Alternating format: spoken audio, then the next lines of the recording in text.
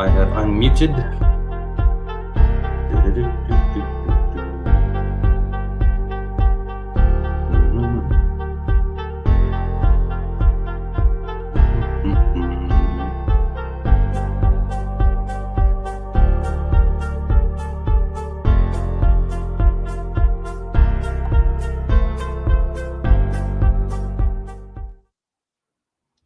Welcome to the Freedom Conversation podcast. I have with me today Mia Hughes, author of the WPATH files.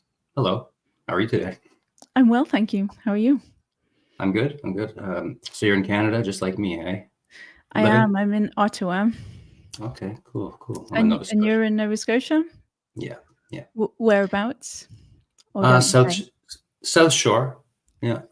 An hour from Halifax, down the southern area. Beach, lots of beaches around. We go to Nova Scotia every summer, but we go to the North Shore because you can swim. The water is warm and you can actually swim for hours there. It's lovely. Yeah, it's a little bit warmer water in is it the Gulf of St. Lawrence? Must be something like that. Anyway, Bay of Fundy and all that stuff. Yeah, pretty cold on the North Atlantic here. Yeah.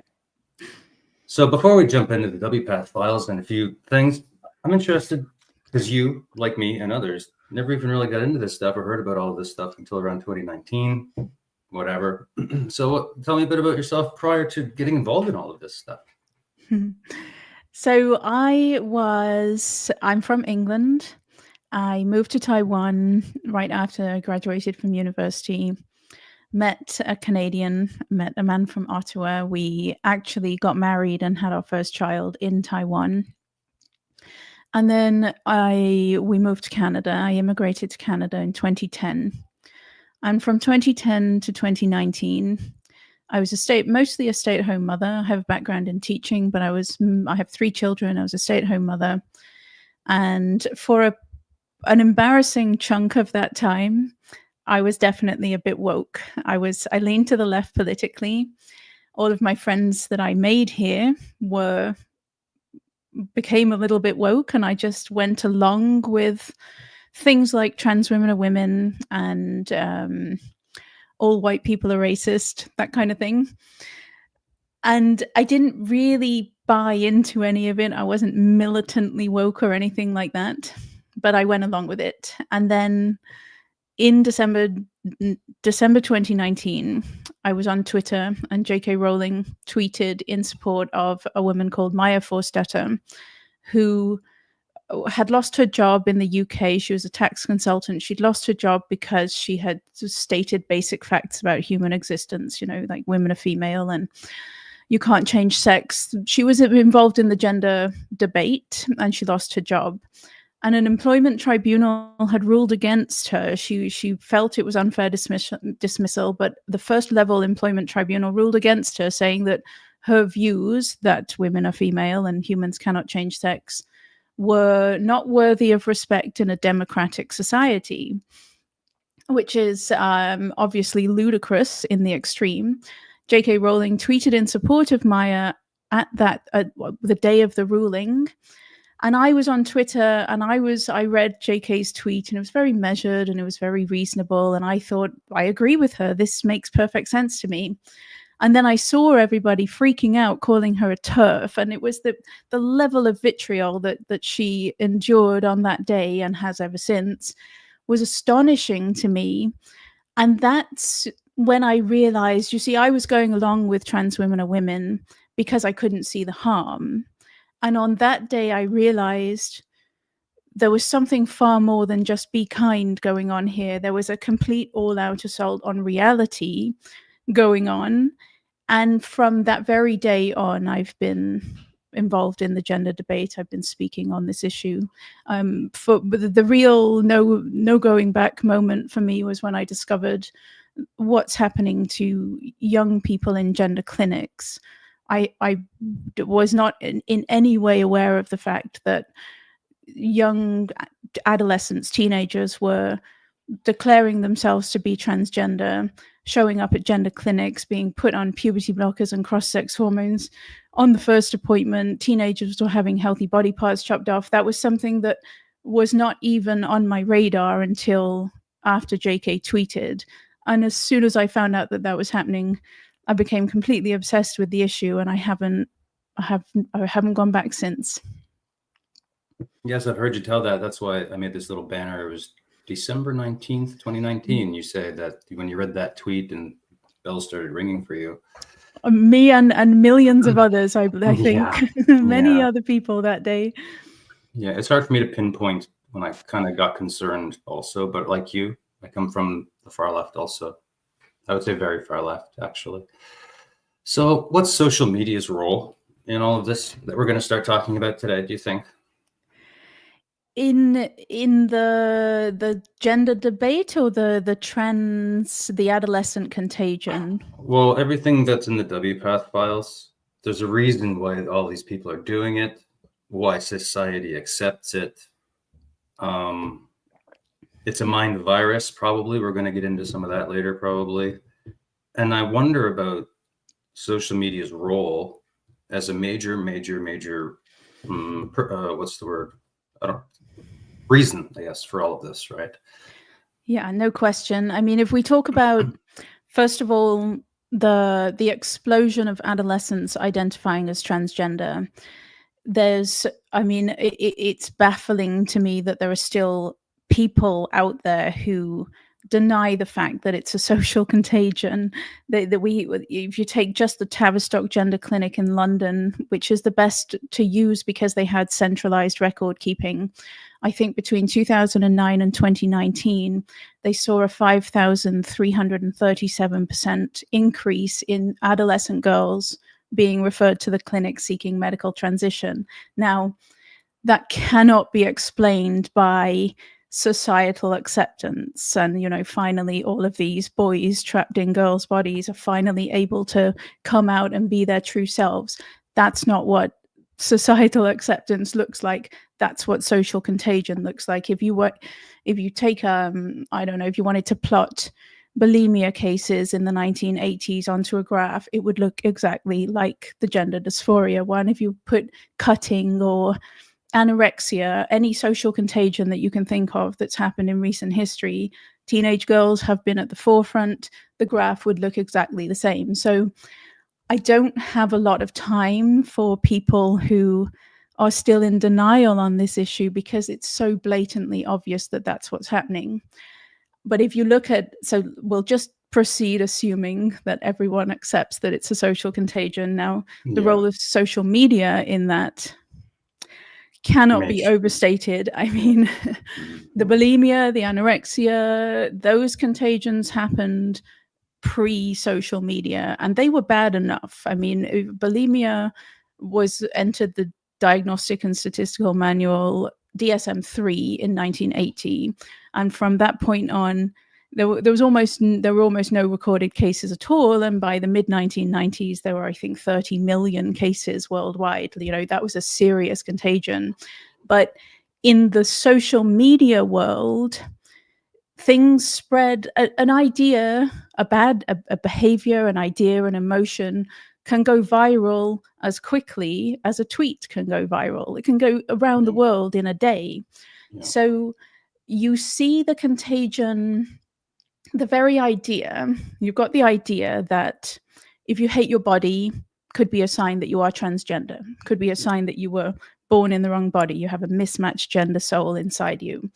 That idea starts to be seen on Tumblr probably in the late 2000s. So we're talking 2009, 2010, early 2010s. It's on Tumblr, but Tumblr, it was contained at that point. And then around 2013, 2014, it bursts out of Tumblr. And that's the rise in popularity of, Instagram, YouTube. Later we get TikTok, which is the worst offender of them all. And it's so obvious. You look at these, every detransitioner will say, oh, I was watching this YouTuber, or I saw this person on Instagram, or this person I was obsessed. Like, the detransitioners are the ones who have gone through the medical pathway and they've come to the end and they regret it. Most of them have a story of sort of getting sucked into this online world of trans influencers. And, these trans influencers, they're just kids themselves who are also sucked into the social contagion. And they'll prance around on YouTube or TikTok, showing off their mastectomy scars, making transition look really fun, injecting testosterone on videos with music playing and stuff. And they make it all seem very fun and glamorous. And to the kid, the adolescent girl she's miserable and she hates her body. Maybe she's just struggling through puberty. Maybe there's a trauma in her past. Maybe she's depressed. It doesn't matter what's going on. She's in a miserable place. She hates her body. She finds herself in this online world where it sells her, it explains, oh, you're miserable because you're transgender. And it sells her the tantalizing promise of a remedy. All you have to do is have your breasts cut off and inject some testosterone, and you'll be prancing around on TikTok as well, and life will be wonderful. So, as a vector for the contagion, it cannot be overstated. Social media has been perfect. a total disaster. That's perfect what you say. The vector of the contagion. Absolutely.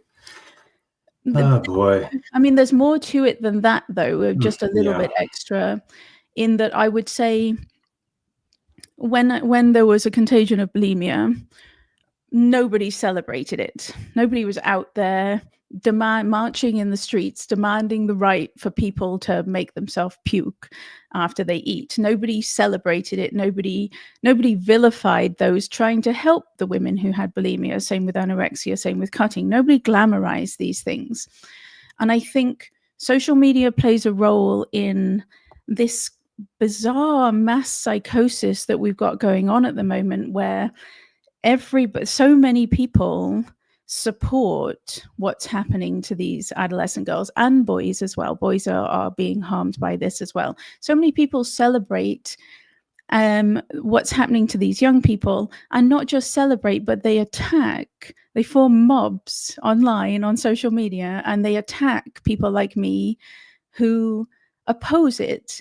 And that's a new phenomenon, I think. Well, there's always been mob mentality, but on social media, it's so much easier to form the mob, and you're so much braver because you're not shouting at a person on the street. You're not like joining a big mob on the street and charging up to somebody and abusing them.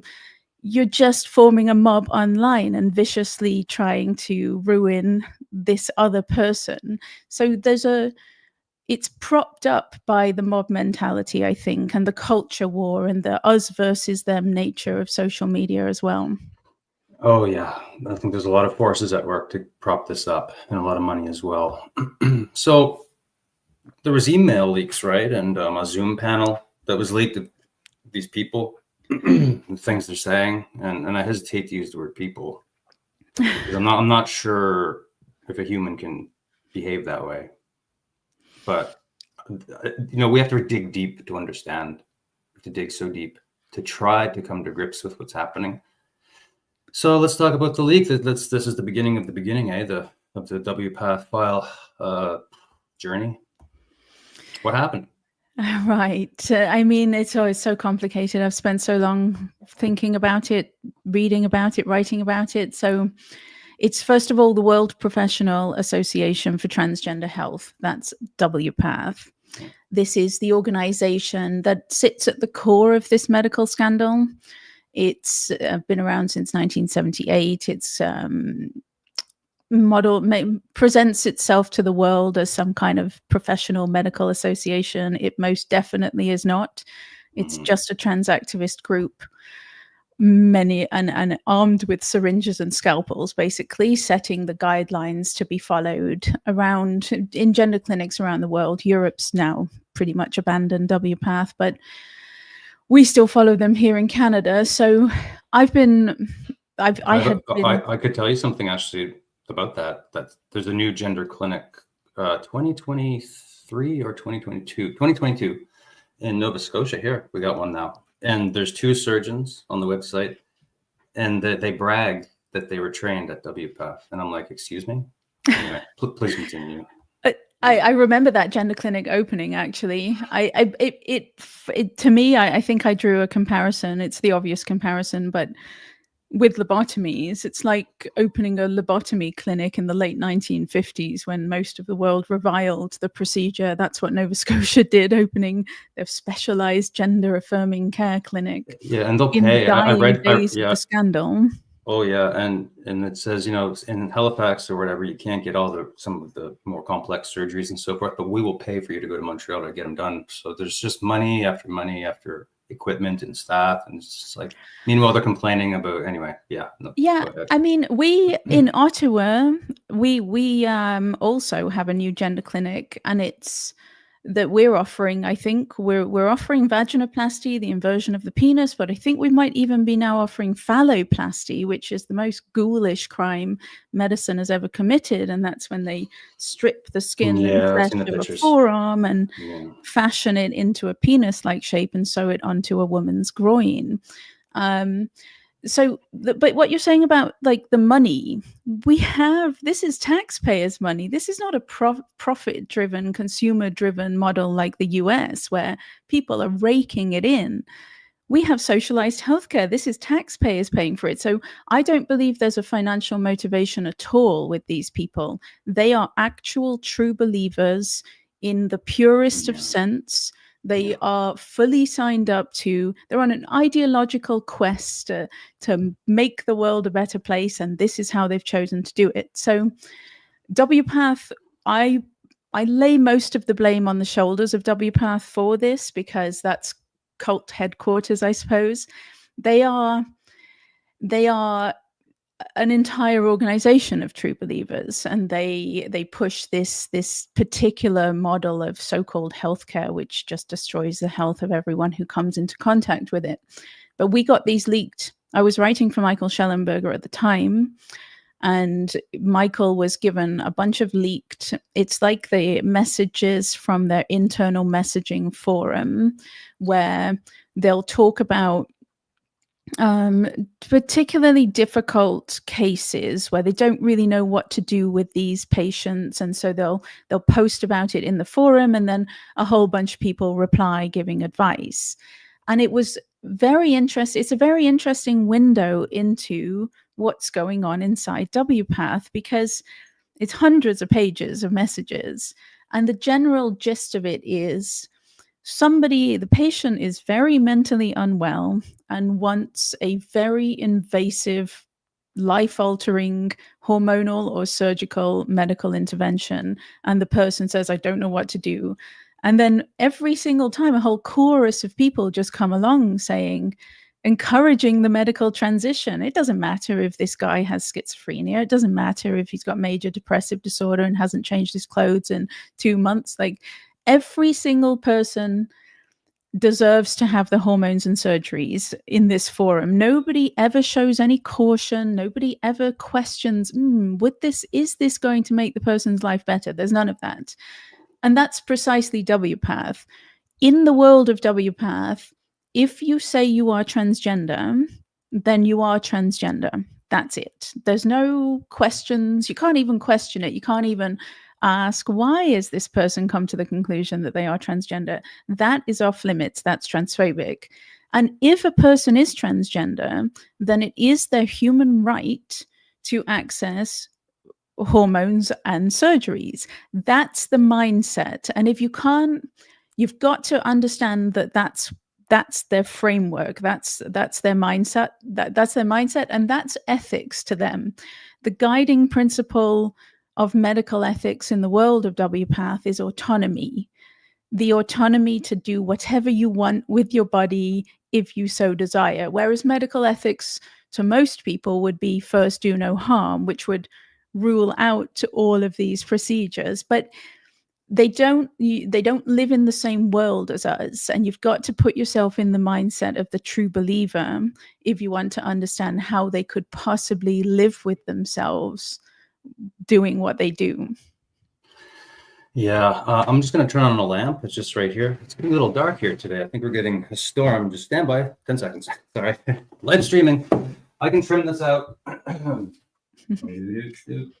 little dark. It's a dark topic.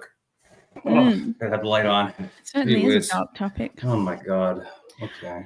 There's ahead. another one though. Let me go to the panel because it's relevant to Canada.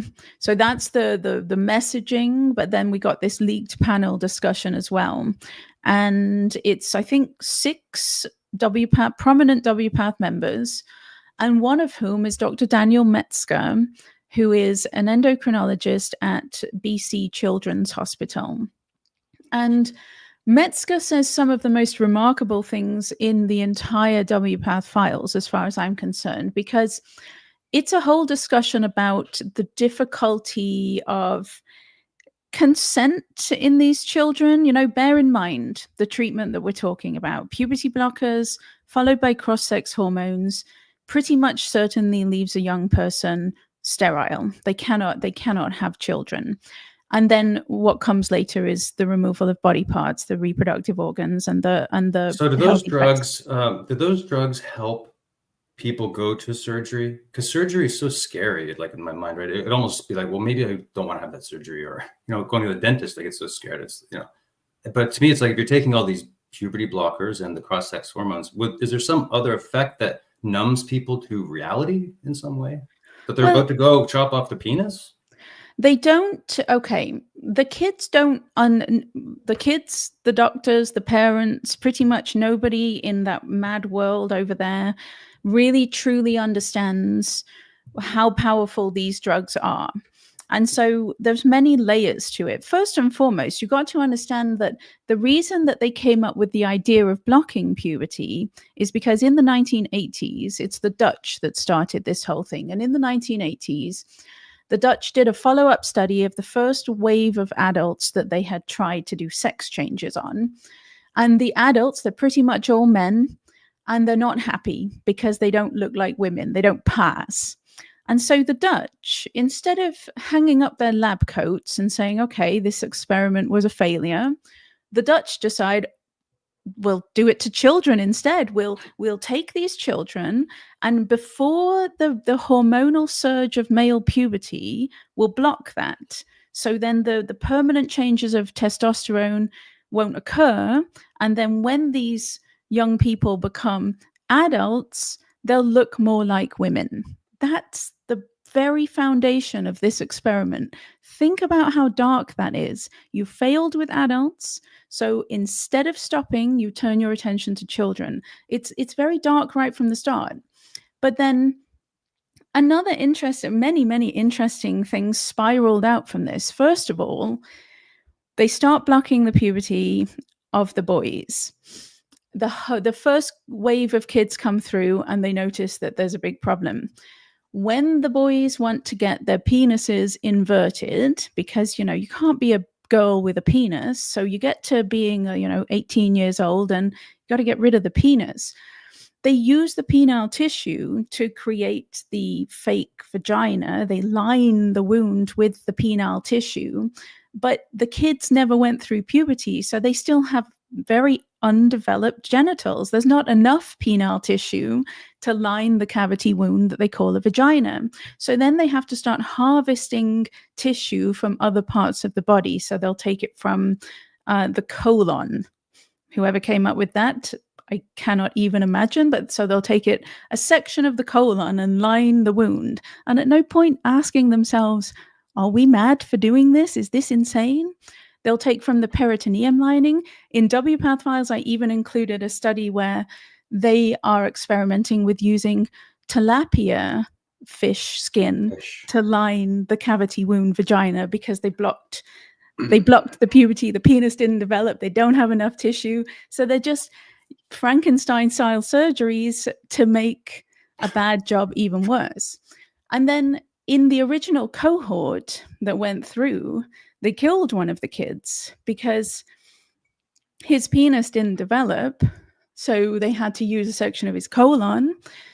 He got necrotizing fasciitis and he died. So he died because they blocked his puberty and then they inverted his penis, but that still didn't stop the experiment.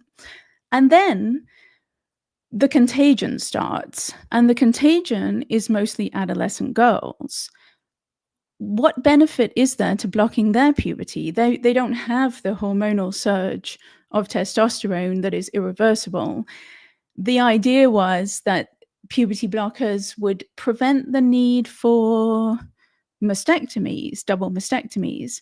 But I've seen no evidence of that whatsoever. All of these girls who go on puberty blockers and then take testosterone, they still end up having a mastectomy at the end anyway. So they don't get any benefit in a surgical sense.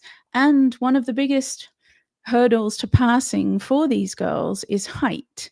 You know, if you see these little women who present as men, they're all tiny little, they look like little boys, you know, they're just tiny little girls with beards and stuff. And puberty blockers are suspected to impact height. So it's making them pass even less. Interesting. So there were so many unforeseen consequences to this mad experiment that never should have started in the first place. But at no point along the way did they stop. And that's because it's guided by ideology and not evidence. It's guided by trans activists with a very rigid worldview who don't care one bit about the evidence or the harm coming to these young people. Yeah. There's some things that we're going to get into actually that I brought to share and stuff. Oh, wow. Okay. Well, can we talk about the wrong? Go ahead. Yeah. I strayed though. I didn't even get to Daniel Metzger. Oh yeah. Let's hear about Daniel. What happened? Okay, let's just a quick. Okay, so this is what he's doing at BC Children's Hospital. I think he brought this whole protocol in the late 1990s. He was one of the earliest adopters. As the Dutch were starting, he was doing it too. And let me see. He says things like he knows. First of all, he knows that adolescents cannot consent to fertility loss because in the panel discussion, he says. It's always good in theory to talk to a 14-year-old about fertility preservation, but I know I'm talking to a blank wall. Yeah, I heard They'll that be one. like, "Ooh, baby's gross," which I was that girl once when I was 14. Absolutely, there was no possible way I would ever want to have children. I would have said, "Ooh, baby's gross." No, never in a million years could I have imagined that I would want to have children. And that continued all the way into my 20s. And then I hit 30, baby fever hit. It was like someone flipped a switch. I had to have a baby right away. I had 3 children.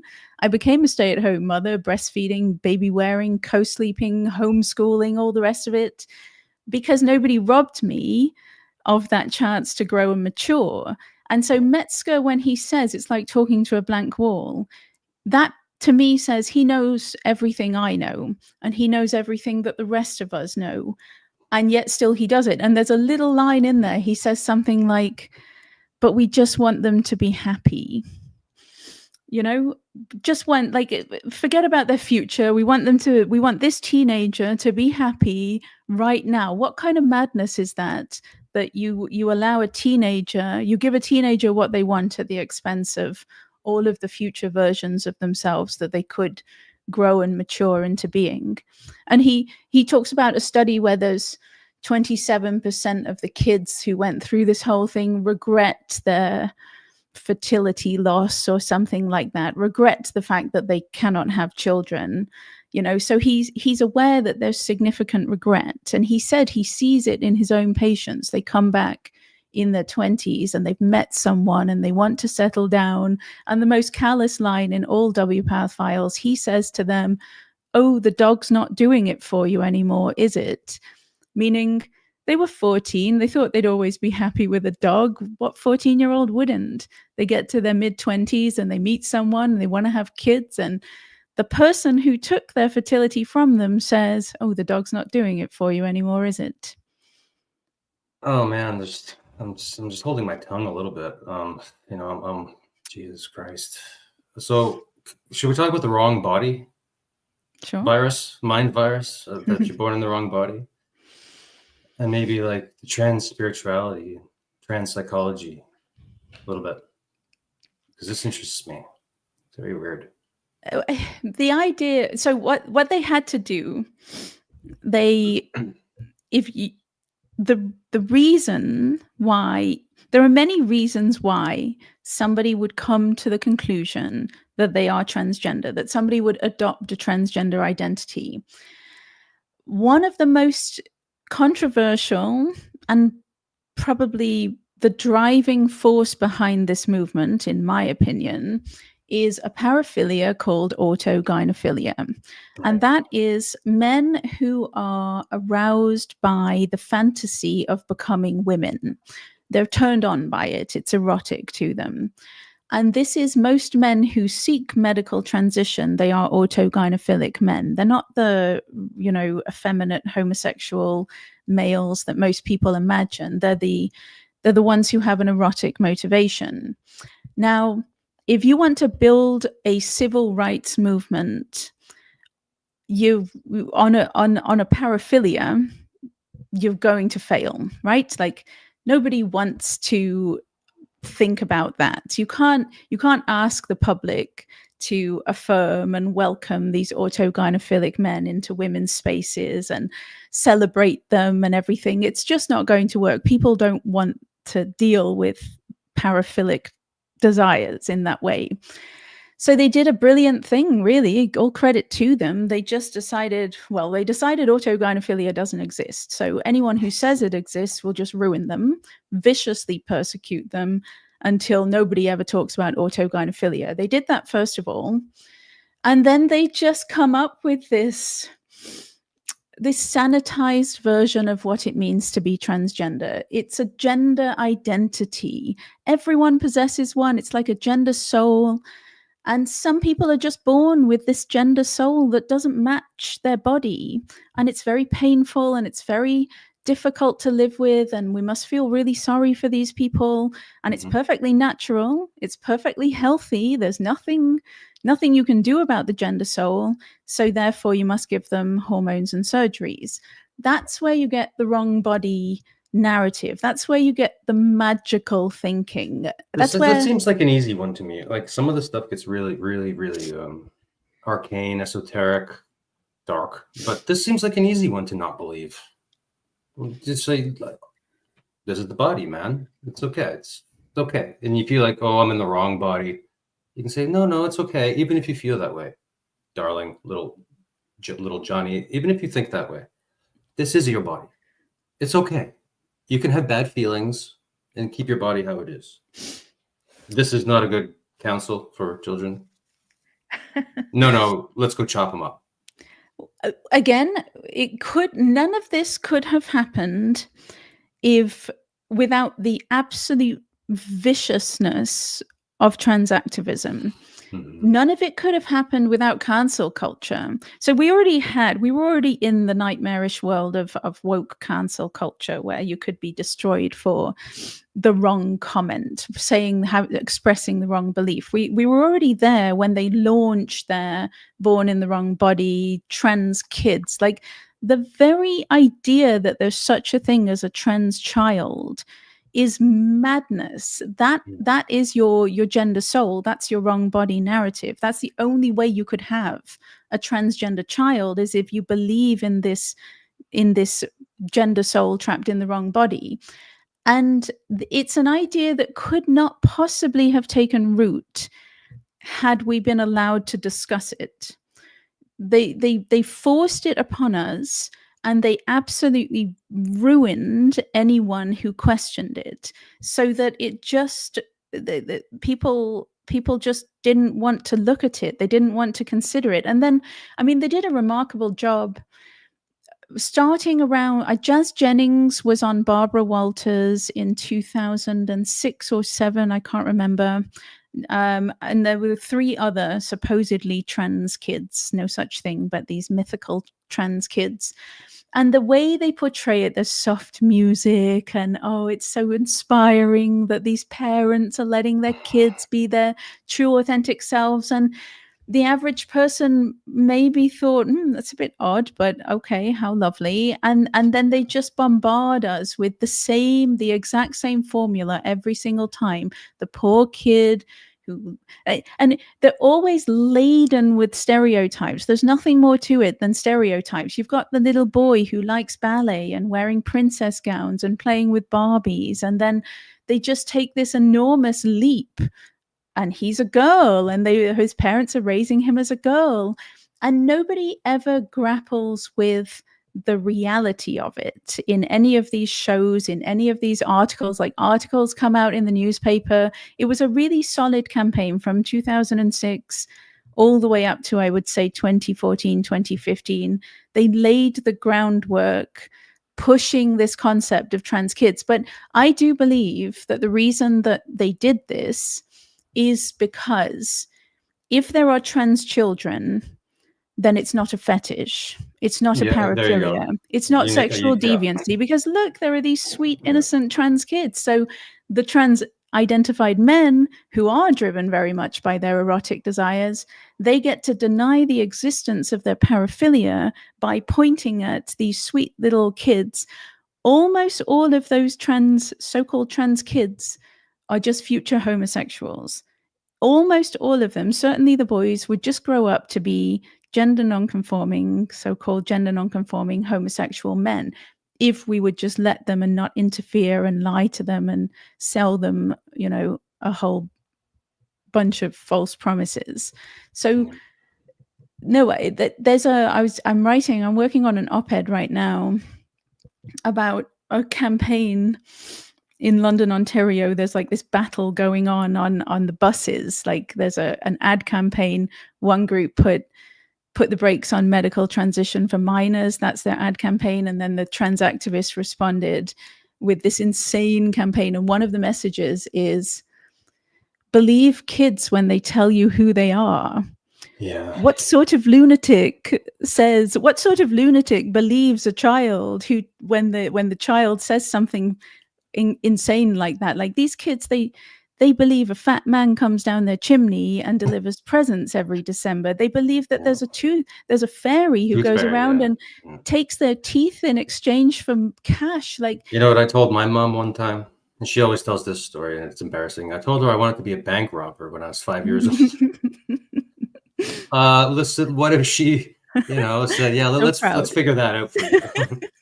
Well, I always tell this story. My son, my youngest, had quite the vivid imagination. There's two parts to it. Like, one day he was so immersed in his firefighter fantasy that he went out into the back garden, turned the garden hose on full, and then brought it into my living room and put out an imaginary fire in the living room.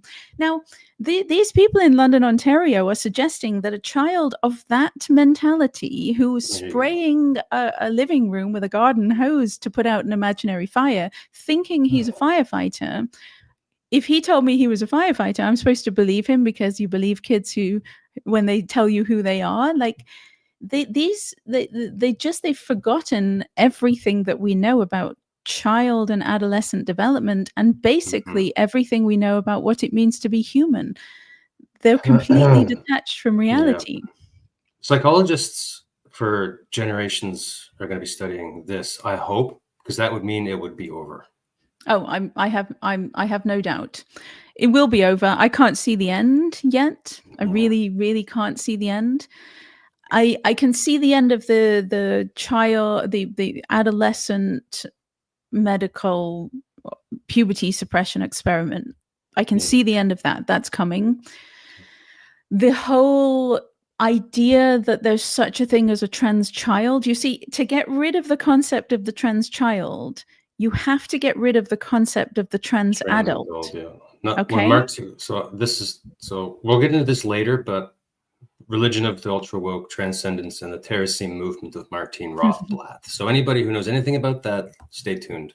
Because if we have enough time, I have some slides to show something. People who in my mind, are driving this whole thing from the top. What do you think? It's no grassroots movement, you see. Like, Martine Rothblatt, right? Of course.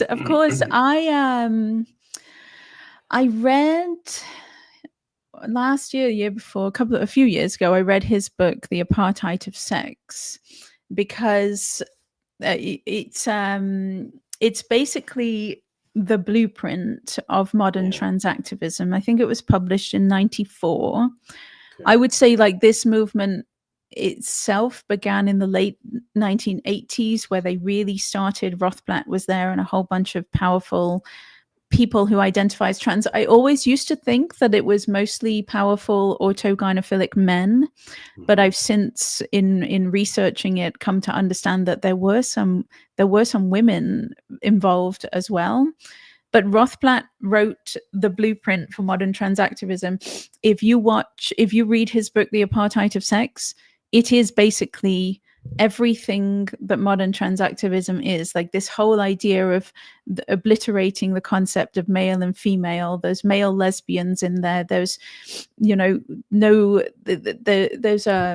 even a section on like colors. He has all of these colors, which is very reminiscent of the flags and everything. Yeah, his website is really something. Yeah, you get the sniffles. Hey, I have a cold too, and I forgot to get a tissue. I'm trying.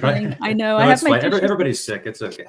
my whole house for 2 weeks now. So this is a rabbit hole. We're not really going to get into it, but I find it interesting just the thought. The Terrace movement is a group of 3 organizations based in the United States, and they call themselves something weird, Terra, Earth, Sems. These people are insane, but it's inspired by Earthseed. Oh, I can't hover over that. I got to go to the actual wiki to hover over it. just that one thing. Oh darn! Oh, here it is. Okay. Fictional religion of the works of Octavia Butler. Yeah. Yeah, I'm reading some of her stuff now too. I go down these rabbit holes. These people are absolutely nuts.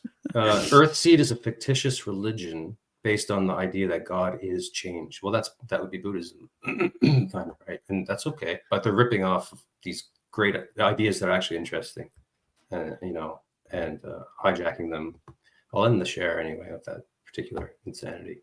But the website of that group is very worth anybody go take a look. That's the guy leading this, funding it. Man, oh man, oh man! Look at his biography. There's a lot of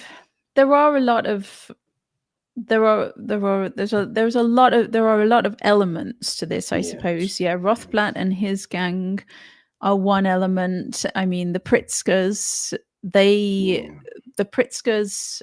God, why am I blanking on the name? Jennifer Tawani, they funded WPATH's Standards of Care 7. Like they're very heavily involved in funding the medical side of it. The particular type affirming medicine side of it, body modification side of it. Yes. Those powerful transactivist groups influencing legislation in Europe and in North America. It's very well funded. This is no grassroots civil rights movement. They make it out as if it's a civil rights movement. It's not. Yeah. There's the journalist Jennifer Billick. I don't know if you know who she is. I've had her on my podcast. Oh, she's done phenomenal work. If you want to understand that side of it, she's the one to read. I'll plug my own podcast. Just anybody can go back and see that she was there, and we did our own biography together of Martine Rothblatt. Oh my God! So what is a cis, a TERF? Let's take this one step at a time. These are just some of my notes. So cis is an interesting thing to me because I must have some gift that this stuff, I can't understand this stuff. But I can understand some of these, but cis is a tricky one for me. What's happening there? What's with that? Because that's a label for me. See, they're labeling others, and this is where I start to get concerned about these movements. The labeling of others of things. Right. Well, you have to have cis. If trans is a natural, healthy variation of human existence, then I suppose you have to have cis to balance it out, because that's also healthy and natural. So trans is your inner gender soul doesn't match your body, and cis is your inner gender soul matches your body. And so I have an enormous problem with cis, obviously, because it's a pointless, ridiculous word that only has meaning if you live in the other world. But cis relegates, when someone calls me a cis woman, they're relegating me to a subset of my own sex. So we've got trans women and cis women, and they are equal. They are both types of women.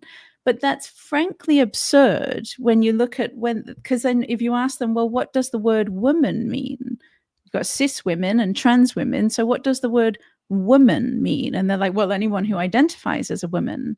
And it's like, but you can't use the word you're describing in your definition. So you've got this circular nonsense with two meaningless words. And so cis is deeply offensive to most people. I mean, do you know? I don't know if there's other nations in the world that have this, but Canada has the word cisgender written into law, which I find deeply embarrassing. Our It's like bills, anti-vaxxer. They just come up with things. People who question narratives, they need to have a label. our Bill C4, it has cisgender. So it's basically like, you would need a label for people who are not diabetic or something, like I'm an insulin producer, like like you need a label for something that you are, to say something that you are not. We don't typically do that, but it's because of the exceptionalism with which they treat transgender people. They're not treating this as a psychiatric disorder or paraphilia. They're treating it as a natural, healthy variation of human existence. So the word cis means something, but honestly, like the government of Canada, the official definition of woman for the government of Canada is anyone who identifies as a woman, whether cisgender or transgender or something crazy like that. So it's a made-up word that has no meaning, that's deeply offensive to most of the population, and yet it is embedded within our government and within our legal system, and we're supposed to pretend that it actually has meaning when it doesn't. Okay, let's take a break in the questions. I'm going to share the screen and show your website. GenSpec, is it? Where is it? I have it right here. So is this your website? Is it over here? I didn't have a chance to look a lot at this, but I was snooping around a little. I'm a part of GenSpec. Yes, okay. That's very recent. I launched GenSpec Canada. We're still getting off the ground. I just changed jobs. I was with Michael Schellenberger until the end of December, and now I'm with GenSpec, and I'm with the Macdonald Laurier Institute, which is a think tank here in Ottawa. Okay. I just thought I'd give you a little plug there. I mean, maybe people want to go check that out and read. There's articles in here I was checking out. That was interesting. Oh, there's so much good stuff on GenSpec, and there's much more to come. Yeah. I wanted to invite one of these writers in here. I forget which the article I was reading. Anyway, there's a lot in there. There's lots of good stuff. Yeah. Okay, next question. Let's just go with this one right here. I think we'll leave out some of that more weird stuff. I'll think about that crazier stuff on my own time. How about this? Is this a spiritual issue at its core? It does have a spiritual nature to it. I think I wasn't really that. I was somewhat seduced by the new atheist movement. I felt Sam Harris. Yeah, and I felt there was so much positivity and enthusiasm for it, and it seemed like it was going to create a much better world in which we would have moved past the need for organized religion.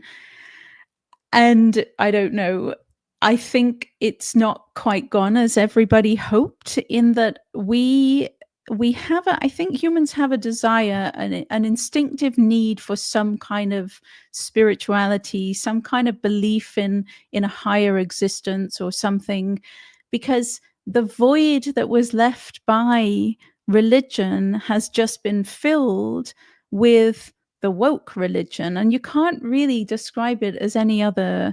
It's got all of the magical thinking, it's got all of the mystical thinking, it's got, you have to believe the unbelievable. And so people have we got rid of one set of beliefs, and people then just latched onto this way more, well, arguably more harmful, certainly with the gender side of it. If you're a Christian, you're not marching in the streets demanding that kids have body parts chopped off. Like there's something very dark and sinister about what came after. And yeah, it's I don't know, because I'm on the outside. It's a deep question, really, because right. it's tricky. But it is very, I mean, when you listen to them talking and they've got all of their little, they're chanting almost. It's got a very religious feel to it, Yeah. protect trans kids, trans rights are human rights. It's got a very religious feel to it, more cult-like religious Cult. feel Yeah. to It's it. very, very cult-like. Yeah. It's very cult-like, and people, I guess, when they don't have something grounding them, they don't have a belief that is grounding them, they don't have the family structure or whatever, they're susceptible to this ideological claptrap. I found an interesting article here on Medium magazine. I didn't expect Medium to have an author saying these things, but though I generally start the discussion with, quote, trans is scientific, end quote, there are many ideas from the other end of the spectrum. Some people would argue that transness has a spiritual source. At first, and I'll just read this one paragraph. I first came upon this line of thought in my studies, so I guess at school somewhere. This discussion about why people are trans is less about the body and more about the soul, spirit, life force, or whatever term you prefer. This argument proposes that the spirit itself is masculine, feminine, or whatnot. See this language, it's like, oh, whatever. And that gender doesn't have to be explained by certain body parts, estrogen levels, etc. I find that ideology particularly refreshing. A certain percentage of cis folk insist on knowing what people have in their pants. These people are out of their fucking. These people are out of their mind. Pardon my French. I do recall, because the gender soul is obviously a very religious concept. That's what we're asked to believe in, gender souls. But I remember watching a presentation done by Genia Abrizeze, one of the best researchers in the gender critical field, and she had uncovered that. What was the name? Sorry, I'm going to write it down. Genia. Oh, and I apologize, Genia, if you're watching this. I don't know how to pronounce her surname. I think it's Abrizeze. She wrote, I'll just plug because I think it's the best article ever written on the subject of pediatric medical transition. It's peer reviewed. It's an amazing article called The Myth of Reliable Research. I don't think she goes into this aspect in that article, but when I heard her talking about in the early days and again, I think this is the Dutch, in the early days when people were kind of horrified by the whole attempt to change sex, they thought it was an abomination. And one of the arguments, I think the argument that won the day was a religious argument that you cannot change the soul, that this is an issue of the soul. This is like they were talking in terms of gender souls way back in like the 1950s, I think it was. And you can't change the soul. So the only thing we can do for these people is change the body. So it's had that weird religious element right from the beginning. I'm a Buddhist, and you know what my take is on this, and this is a bit different than I think some people might not. I don't know. I think it's a different lens because there's nobody home anyway. And that's a Buddhist take. There is no soul. And that sounds dark, but we have other things we think are going on. So that's an interesting take that, I'm so confused about, this, that, I'm also this, everything's happening inside me. It's like, no, actually, there's nobody home to begin with. Consider that maybe. But that's just my idea. And that's like the really straight Buddhist religious belief. But so I don't know. There's many lenses one could look at this problem. Well, I mean, my take on it is simple. There's no such thing as a transgender person, as in an innate sense, no one is trans.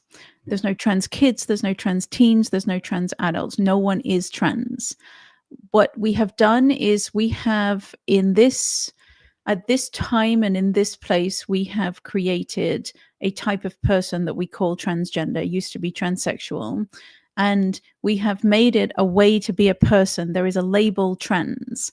And therefore, any multiple different groups in society can look at the challenges that they are facing in their life and understand those challenges through the lens of transgender that we have handed to them in our culture and in our time.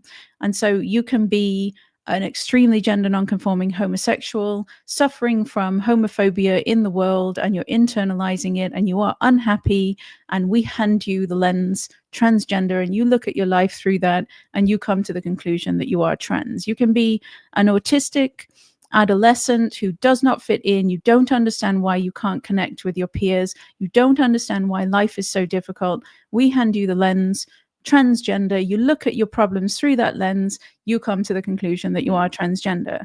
There are multiple different groups in society just going through puberty. You're having a hard time. You're going through puberty. You do not like the changes that your body is undergoing.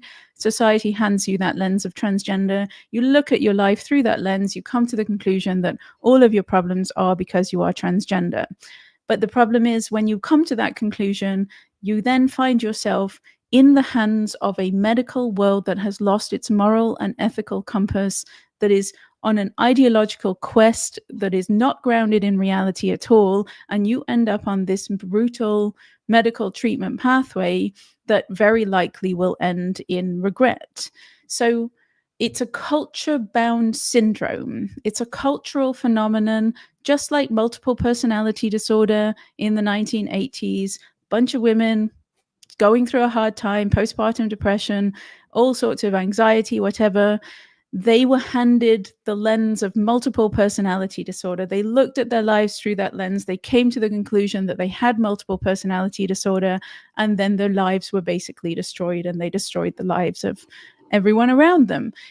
Just a culture-bound syndrome. There's no such thing as a transgender person.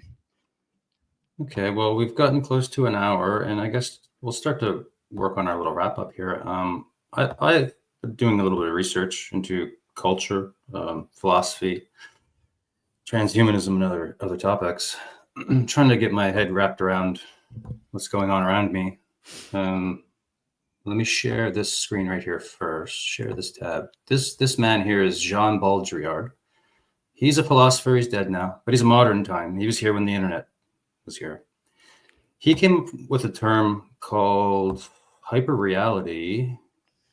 And also everybody who worked on the movie The Matrix, even the cameraman, everybody were forced, not forced, but the director said you should read one of his books called Simulacra and Simulation, which I've read. Well, I've tried to read. It's very difficult material, but I just wanted to just look at this here.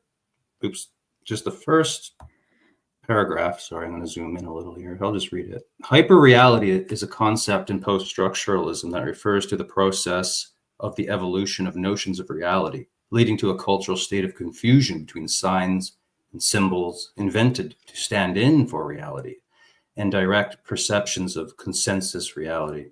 Hyperreality is seen as a condition in which, because of the compression of perceptions of reality in culture and media, what is generally regarded as real and what is understood as fiction are seamlessly blended together in experiences, so that there is no longer any clear distinction between where one ends and the other begins.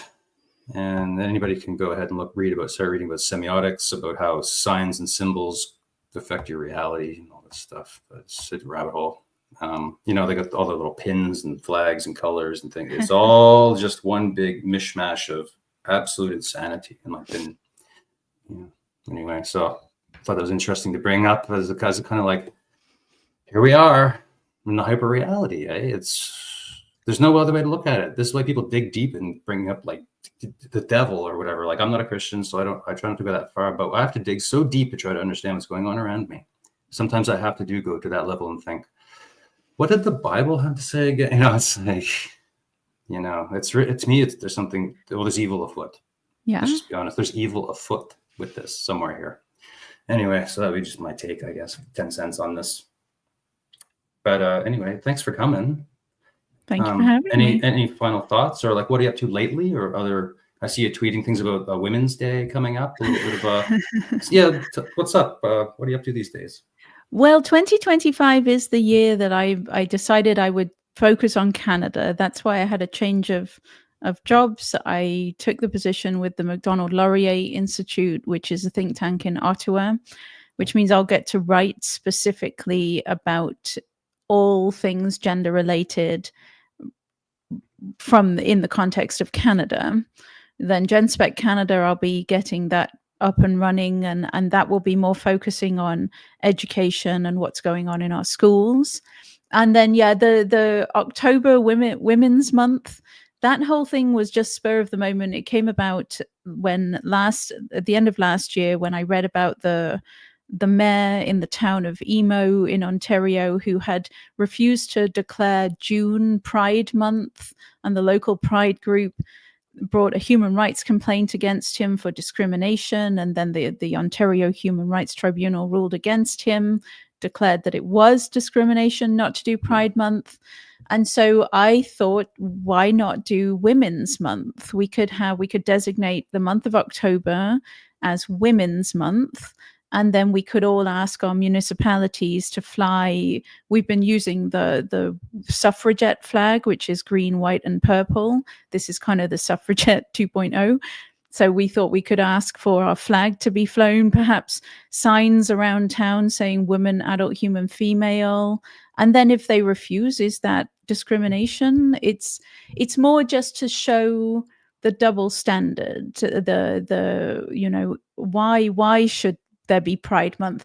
I don't think Pride Month helps the lesbian, gay, bisexual, and trans community. I don't think it helps societal acceptance. I don't think it engenders goodwill towards that community. I think everyone's sick to death of the rainbows and the pride and the everything. So it's more just to make a point that women exist, and we're your mothers, your sisters, your aunts, your grandmothers, and we deserve a month of celebration as well. Yeah, it's like the normal is going to be radical or something. This is about the hyper reality again. It's like, no, I like this. I'd like to help somehow if I could, and maybe here in Halifax, maybe write them. Maybe if you come up with some sort of proposal, anybody can just get a PDF, send it off to their people with a flag design. So here you go. We will. I put a message out just yesterday, and we're going to, as soon as I have enough interest, I'll put together the first strategy meeting, and we'll come up with how we're going to approach it. Yeah. Okay. I think that's a great idea what you're planning there. So thank you. And have a wonderful day, and we'll keep fighting the good fight. And I'm glad you're in Canada doing your good work, because I think Canada is a bit of an extra dose of this issue. Would you say? I think I would say we're neck and neck with Australia for worst country in the world on this. The Australians are pretty bad as well, but I still think perhaps Canada's in the lead, just in that we've had don't get me wrong, there have been people speaking on this for years, but so few that they've had no voice, and they've just been ignored. Whereas at least in the US, they have the red states and they have a significant opposition. The UK is way ahead. They've got a really strong movement. And Canada, we've struggled to really get a movement off the ground. But I think 2025 is the year things are going to change. Yeah, the whole Trudeau administration, they're real activists, those people, I think. Anyway, yeah. Okay, well, thank you. And I really will end it this time. And Mia Hughes, author of the WPATH Files. I wish you a wonderful day. Thank you so much. Okay, bye-bye. Bye.